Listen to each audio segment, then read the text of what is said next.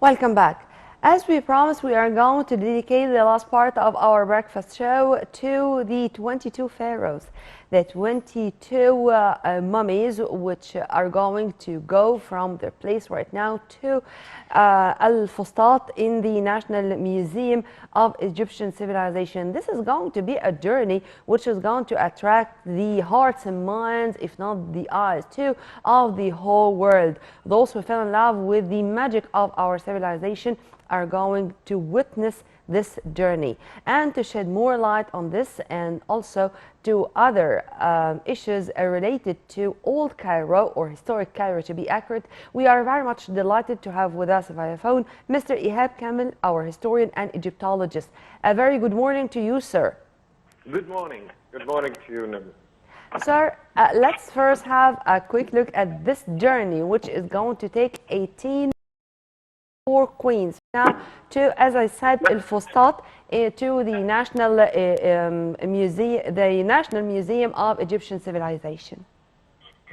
Well, as a matter of fact, this is supposed to be an international event. This is something which the whole world should watch, because we're not talking about any normal mummies. We're talking about the mummies of the kings and queens of ancient Egypt. So this event should be broadcasted globally, and I believe it can be marketed as well.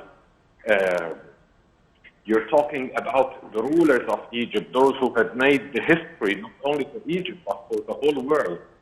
And 22 mummies, which are showing the greatest pharaohs of Egypt. I believe this event, if it's put in the right picture, I think the whole world will be looking at Egypt at this point. Do you have famous names, sir, included into those 22? Of course, we have like King Ra, for example, the great pharaoh who had, we can call him one of the founders of the Old Kingdom, who died in the War of the Hyksos. This great liberation war, and actually we have other pharaohs, 22 pharaohs. Besides, we have queens as well. Yeah, as far as I know, 18 kings and 4 queens. Yes, exactly. It's also going to be something great to show ancient Egyptian queens in the same procession, side by side with the ancient Egyptian pharaohs. This would be a very good message that we show to the whole world that the woman in ancient Egypt had such a great status. And this is going to be a show of respect and the show of strength in the same time. As you've kindly mentioned, sir, this is going to be an international event. And to propagate for it from now, I think it's even a little bit late, because this is an event which is not going to take place again. This is something unprecedented and something which is going to send, as also you kindly mentioned, a lot of messages to the whole world about the Egyptian old and modern civilization, if you agree with me. Yes, I totally agree, especially that this procession will contain 2 very important mummies. The mummy of King Thutmose III, the founder of the great ancient Egyptian empire, the Napoleon of the East, as they call him, as well as King Ramses II. And we have to remember that Ramses II, in the 70s, when his mummy traveled to France to be studied over there, they actually gave him an official reception of a king, as a king of Egypt. And it was the only mummy that had a passport to travel, showing his identity as a king for Egypt. Of course, this would show you, if the world had honored Ramses II and France honored Ramses II with an official reception when this mummy arrives to France, I think our procession should not be any less than that, because at the end of the day, these are our great ancestors and these are the rulers of Egypt, which will attract lots of attention from the whole world and will make the whole world look at Egypt with a different view. And there are lots of ideas that we can put into this event to make it a story of success on the ground, an very international special. event. Yes. Especially that, as we said before, we do not need marketing, we do not need publicity. All what we need is just showing Egypt in a positive image, which will make lots of people and lots of travelers in the whole world will want to come and see this great civilization. And to add to what you're saying, sir, another issue or another proof to what you're saying, that Egypt is going to be even more attractive for tourists from all over the world with what's going on even as we speak.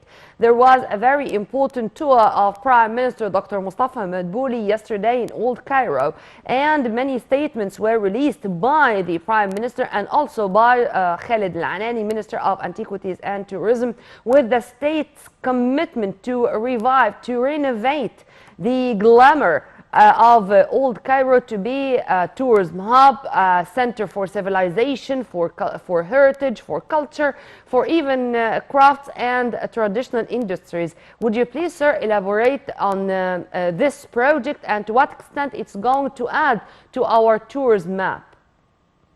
Well, we have to understand that Cairo itself is an open museum. It's an open-air museum. For example, if you go through medieval Cairo, you have more than 1,000 ancient Islamic monuments, not only in Cairo, but even in the cemetery of Cairo. You have mosques over there that date back to the medieval period. You have the tombs of the Mamluk sultans and the Mamluk princes. You'd be surprised, even in the graveyard over there, the number of Islamic monuments which are still in a magnificent condition. If you walk through El Muizza Street and from one gate to another, from the gate of Zuwaila up till the gate of El Nasr, the number of monuments you see that of the Mamluk sultans and the houses over there that dates back to the medieval period.